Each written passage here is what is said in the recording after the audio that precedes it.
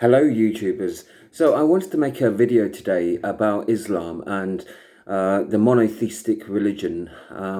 So the reason I think it's a really important issue is in an ever globalizing world, we're bound to come into contact with people from different faiths.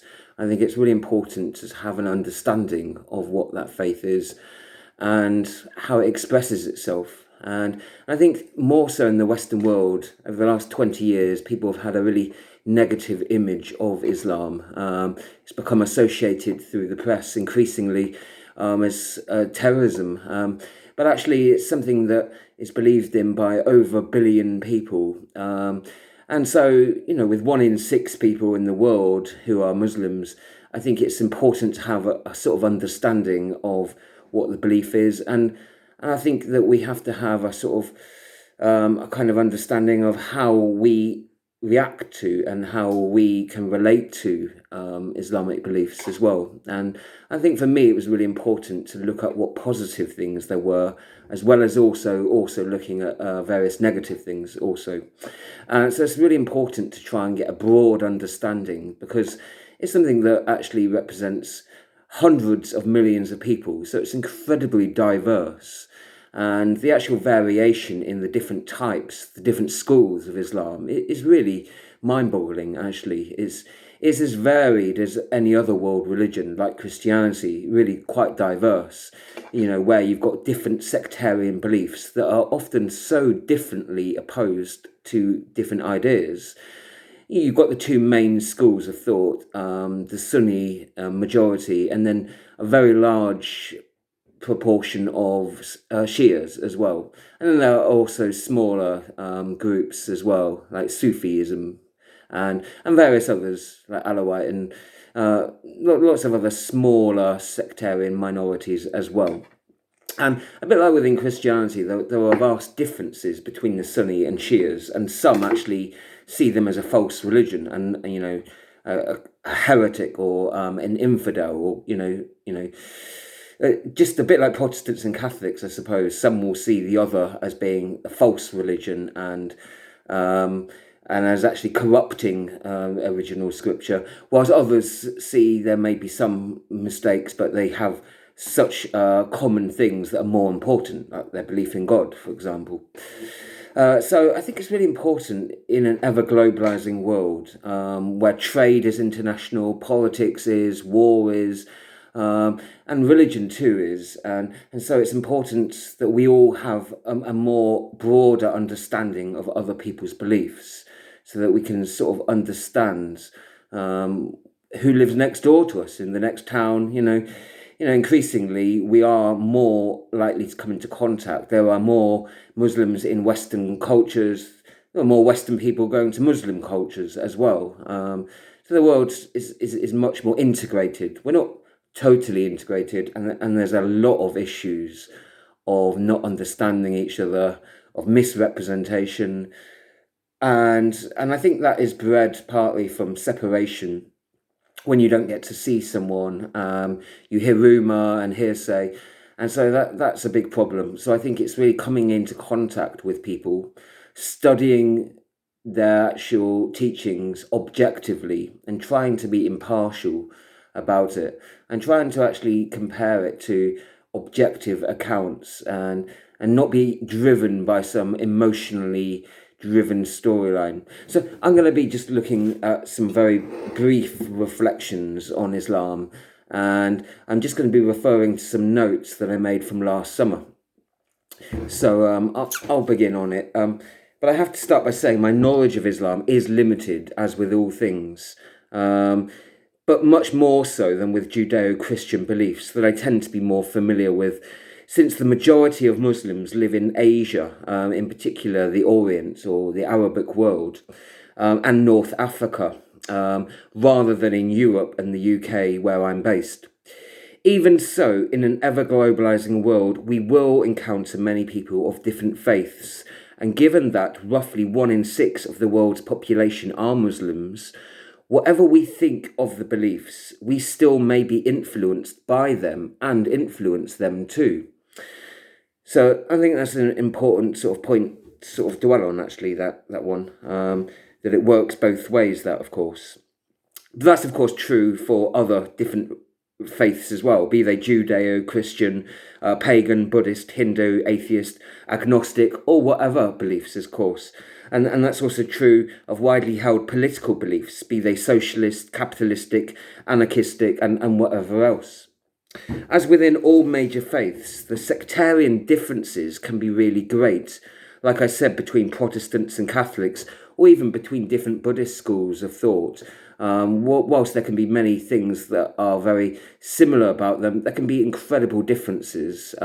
Some Buddhists that believe in God, for example, and others that are atheists. So, as with all different religions, the variation within them can be just as great as the variation between them. Whoops. However, within Islam, although there are big differences between Sunnis and Shias, they both seem to accept the authority of the Quran, which all Muslims view as the word of God, revelation revealed through their prophet Muhammad. Much like Christians would generally accept the Holy Bible, whether that's 66 books in the Protestant version or 73, I think, in the Catholic version, or perhaps there's even more books if you include the Apocryphy, and the Jews, of course, who have the Torah, and of course, there may well be other books as well. I'm not totally familiar with all the Quran myself, having only read limited amounts of it, to be honest with you. From what I'm told, the version I read is not the best translation of the Arabic into English either, so that may not help. Nevertheless, I felt able to get a certain impression of the religion from it, if not necessarily a total understanding. It is a strictly monotheistic religion. They only believe in one God. They don't believe in trinities, quadrilogies, dualities, or atheism or anything. So my glasses are a bit dodgy. And a little bit like the Jews' belief in Yahweh, I suppose. And many universalist beliefs, some Christians at least, that they only believe in one God. God is presented as all-knowing, all-wise, the creator of heaven and earth, and hence of all mankind too. And it stresses the position of God as the judge over all humans. Sometimes a judge may be righteous and discipline with punishment or rewards, or, when requested, a judge can also be compassionate, forgiving, merciful. And indeed, these are the characteristics that God is described as in the Quran.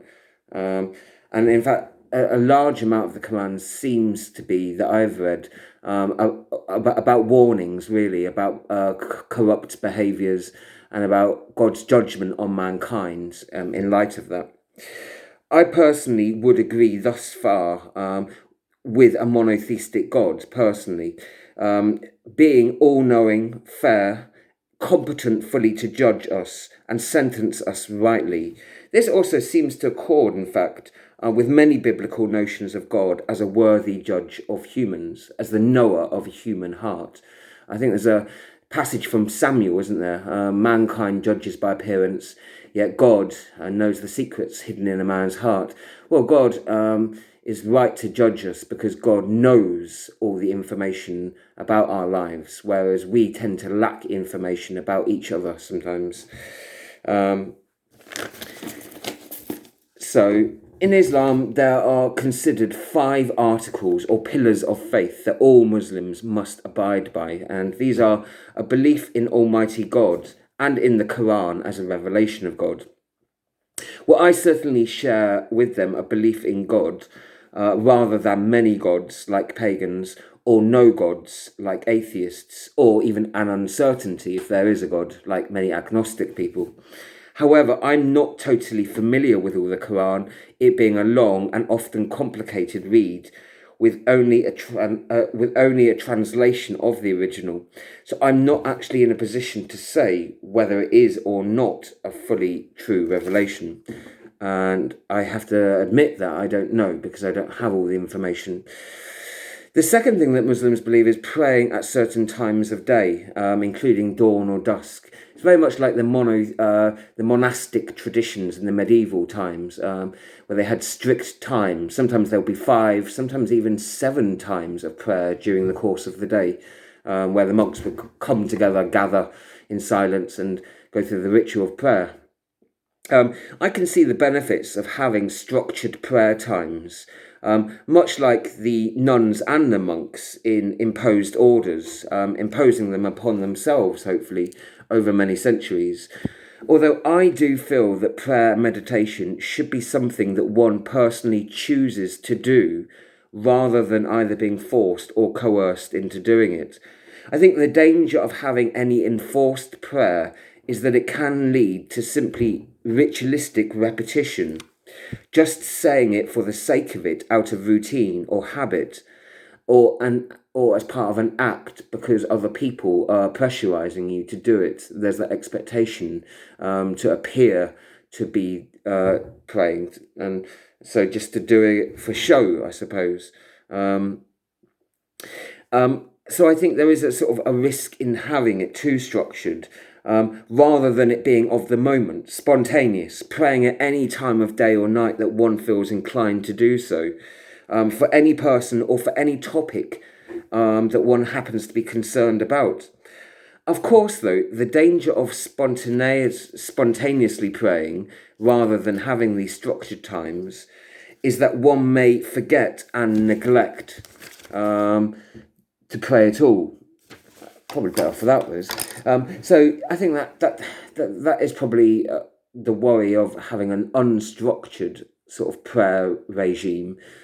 That there will be days and hours where you're negligent and where you don't do it, and I think that's happened to me a lot, to be honest, and I think I tend to suffer when I don't, especially not doing it before important events, and also before something that I'm concerned about as well. But I think having a structure can certainly help. There can be it can sort of give you that discipline, and it can make sure that it's something that you do regularly, gets you into a good habit, good frame of mind of doing it. And I can see the benefits, therefore, of doing it as well. But equally, I think there are great virtues in having that spontaneousness where you feel like you're just led by the spirit of the moment, just do it and say what you feel is right at that particular time. And you're not having to conform to a particular time and particular set of words to conform to. You're doing whatever you feel right at that moment.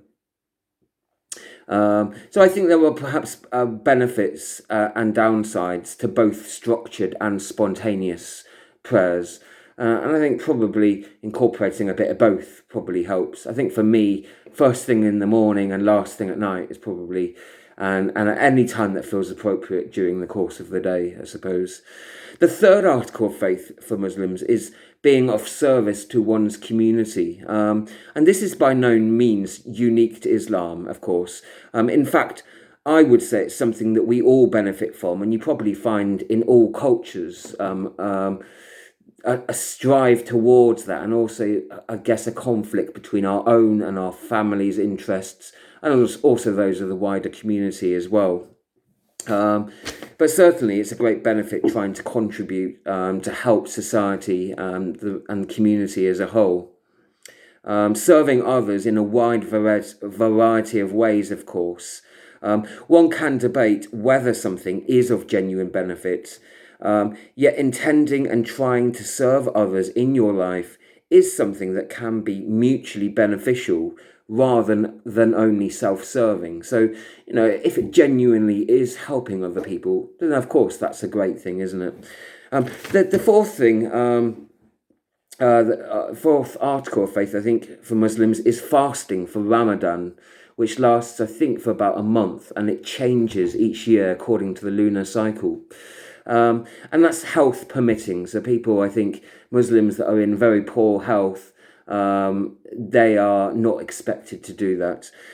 Having done this once, 1 year myself, I did a dry fast, I think, so I drank water during it. I was impressed, actually, and I found how difficult it could be. I found I was really really tired and at some points in the day, and I really struggled through some parts of it, especially the first few days. I really missed food and a lot of cravings, especially. But I think you kind of get into routine of it, and in actual fact, you do really feel something kind of strange. Like you feel like this energy, almost this strength, kind of gives you this urge to carry on, doesn't it? Really, you find this inner strength. You have to dig deep for it, and it's in the sort of the last few hours. And the day is long, isn't it? But I do find it's a very interesting thing, and actually, a lot of people of different faiths benefit from fasting anyway, and there are a lot of reported health benefits from fasting. Sometimes it gives your body that chance to actually do other jobs rather than having to break down food and digest things. So it allows the body to sort of function and to clean other areas of the body. Lots of doctors would recommend occasionally fasting, actually. But I think psychologically, it also gives you that meditation, doesn't it? That focus. So you're not obsessing and thinking about food so much. It gives you that time to think of doing other things. But of course, a lot of people work and still have their family duties as well to do during the fast. So I was really impressed when I did it one year, just how difficult that it can be, both to work, but also to be fasting during the day. And you really do learn to appreciate food much more. It's true that when you have less of something, you appreciate it much more when you do have it, actually. I think that's probably true of anything, isn't it? And you probably do come to depend upon God much more, and yourself as well, to dig much deeper for that support and energy to help you get through the day. For many with health conditions, it may not be suitable, as I mentioned. It also makes you consider those that are living in poverty in the world, of course, and suffering from malnutrition. And sadly, there are many millions of people that do suffer, either in places like Africa or Asia, South America, where they have a lack of food and suffer malnutrition, or incredibly many Western people as well. Although they eat lots of food, they often eat food low in nutritional value, actually. So they may also suffer a different kind of poverty through that. So it does make you appreciate the struggles that other people have, of course, in terms of food poverty, people suffering from malnutrition. And it does give you a glimpse into just how difficult, for a brief time, how life can be for them. Fasting is not something people, fasting is something that people of all faiths have done for centuries, of course. And it's not just giving up food, but there are other things that people choose to give up, of course. Some people give up companionship for a limited time, and they go into isolation for a time. A variety of other things. I used to give up chocolate, I think, for a time. But anything that they have come to depend upon, you could give up, couldn't you? When one has less of something, one tends to appreciate it more, as absence makes the heart grow fonder. So I think there are probably great virtues and benefits probably within that. And I can imagine doing that with a lot of other people, that they would probably see that as a collective struggle that they're going through. It's quite a bonding experience, I imagine, to be honest. But I think, you do get to break the fast and eat at night, of course. I think when I did it, I sometimes had a tendency to eat quite a lot, actually, and sometimes before I slept, which probably wasn't good because it takes a few hours to properly digest, doesn't it? So, and I think it must be extremely hard for the very limited number of Muslims in the far north, because they do it for the whole day, and the day is incredibly long up there, isn't it? So, the fifth article of faith, as I understand it, is giving to the poor, or helping those that are more vulnerable and in need. And again, this is something that people of many faiths, and also those without, will try to do, seeing it as their duty to assist those in need. After all, we were all born as babies and grew up as children, and were all therefore totally dependent on others for our needs. And we all could become ill or disabled and become in need of other people's support at times in our lives. And so we are all in need of other people's support. And so I think it's right that we should want to help other people. And that we are part of one human family, even though we are very divided on so many issues in life. Additionally, some Muslims will see making a pilgrimage to Mecca as an essential part of their faith too, although some don't, health permitting. And I can see the benefit of meeting up and to pray communally with others who hold similar beliefs. Although I'm not really sure how essential that is, in fact, to one's faith. But I don't have any issues with any of the above practices. On the contrary, in fact, I can see clearly many great potential benefits for each of those practices, in fact. And in fact, they're not really things that are exclusive to Islam. There are things that you would find in other faiths, and indeed people without faiths would do many of those things. My concerns, however, rather seem to be regarding jihadism or a variety of that and Sharia law. But I'm aware that there are a lot of different versions of Sharia law, some that are much harsher than others, in fact. We tend to think in the West that there's only one type of Sharia law, just as other people looking in at the Western world will tend to think there's just one type of law here, perhaps. But rather than there being a whole spectrum of different shades, there may be things that bind them together, but there may be contrasting things where there are big differences as well. The term has been used to define so many different things, often even opposite terms, so it's sort of boggling. Some have defined jihadism as a struggle against our own faults and flaws, against our own greed, our anger, our unbridled lust, our vanities, our envy. And if this is the case, then a jihad would indeed be a just thing. If that is how you define it, that is, of course. If it's a struggle against your own worst attributes, against our own inner demons that we all have, then I would say that that's a very noble quest that we all should endeavour upon. However, of course, there are other definitions of jihadism that, and I think a more generally accepted definition would be a struggle against infidels or against other people of other faiths. And I think that probably is where the issue is, in fact. And I think probably if you're being attacked by other people, you've got a legitimate right to defend yourself and your family from that. But I think if you're going out determinedly trying to be aggressive to other people, trying to coerce or force other people to your beliefs, then I think that is the problem. And I think that there is, and I think quite rightly, other people have serious issues and concerns about that. We should all strive to be the best versions of ourselves, of course, but trying to force other people to be what we believe to be right, when they also have their beliefs of what's right, that itself has big issues. And I think, we need to listen to other people and try to hear why they believe what's right, and consider that people have different understandings about things. So, sort of lost where I was there.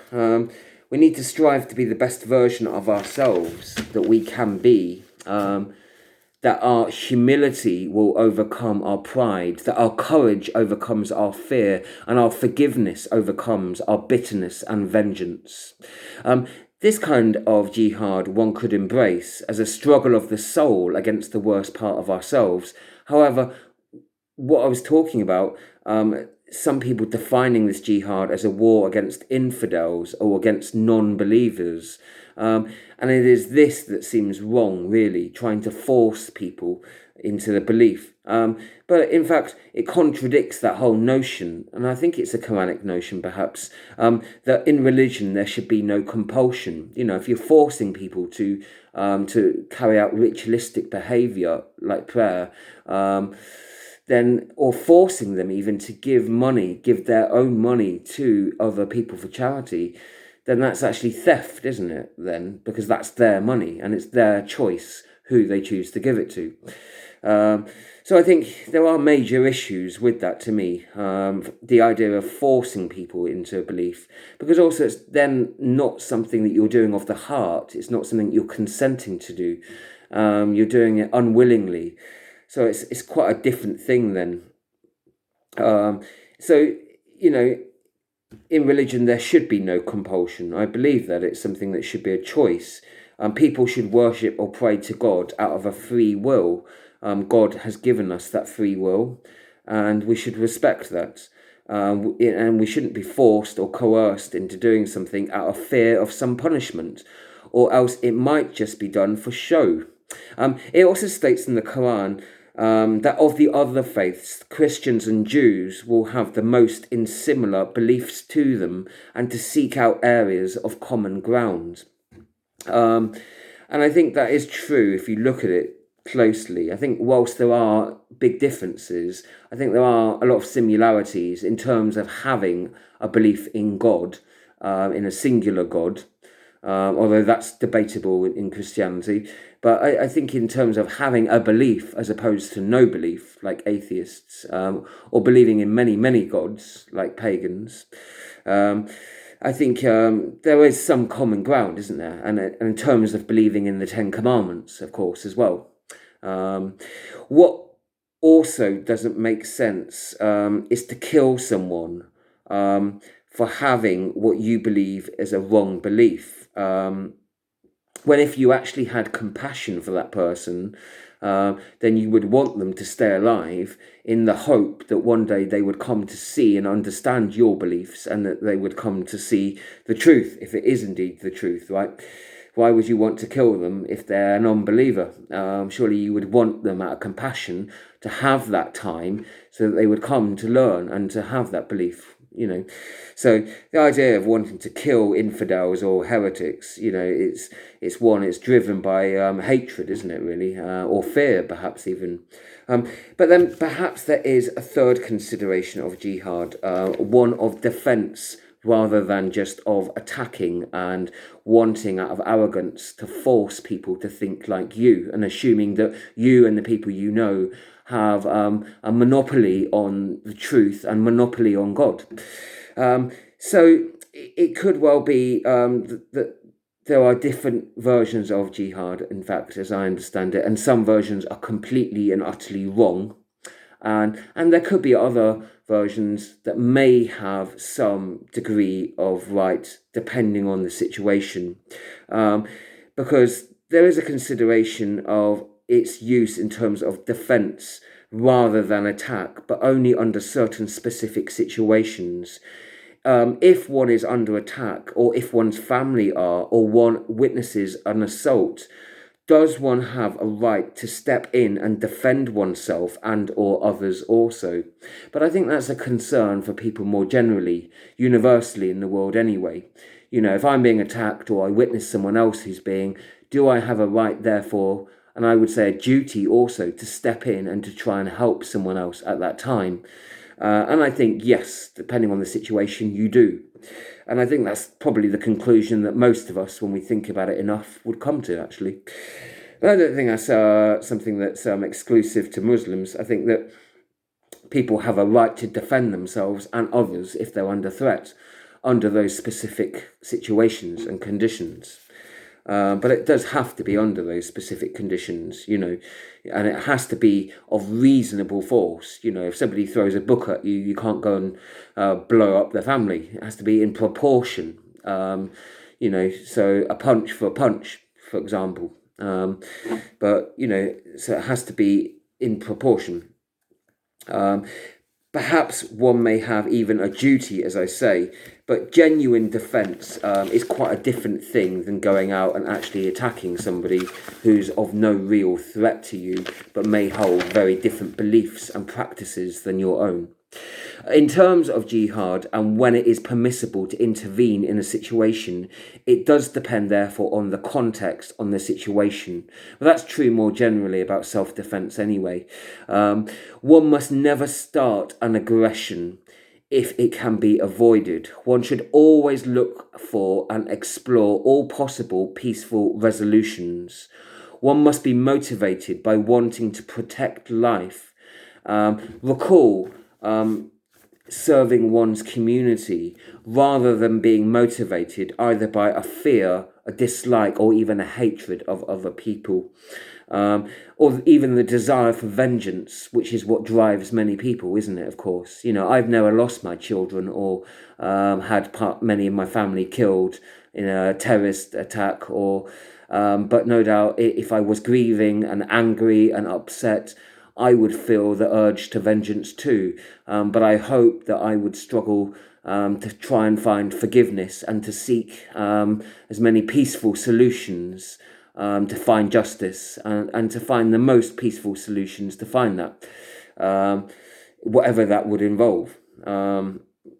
I hope that I wouldn't be driven by bitter anger and the desire for vengeance, but you can see why people would, that are suffering such hardship like that. But something not exclusive to Muslims either. That's something that's universal, and that's something that we can all struggle with sometimes. I do not know enough about the various jihadist beliefs, but I do suspect that they do vary greatly, and I think it's really bad that we just lump everything into one sometimes. I think that there may be sometimes when there's a justification, but I also know on many other occasions there's simply not. And I think lumping them all in together as one, I think is probably really not helpful at all, actually. And I think that just confuses the issue further. So I do think that it varies incredibly. Although some may act justifiably, others will act immorally and use it as a cover for that. However, codes of conduct in morality affect all humans in all ages, and I do believe we all one day must give account of our actions or the lack of, and that we must all live and all die how we choose to react to others and how we choose to behave in terms of our moral law is something we will be judged upon. And I think we should pray about what to do is right and have the courage to do so when we feel called to as well. So those are my general kind of thoughts about jihadism, to be honest. And I think there's probably a lot more to say about that, and there's probably a whole debate to be had within that, I'm sure. But I think it's a really interesting issue, and I think it's one that's increasingly in the news a lot and affects a lot of people increasingly. The second area of concern that I had, of course, is referred to as Sharia law. But again, it's something that I'm not as familiar about, and I think that's my own fault, really. And I think I want to sort of study it more so that I'm more educated to know what are the different forms of Sharia law, what do they involve, what do they look like in essence. So I don't really feel qualified to say about that. Nevertheless, some things I've heard about them are enough to concern me. In fact, I don't feel properly qualified to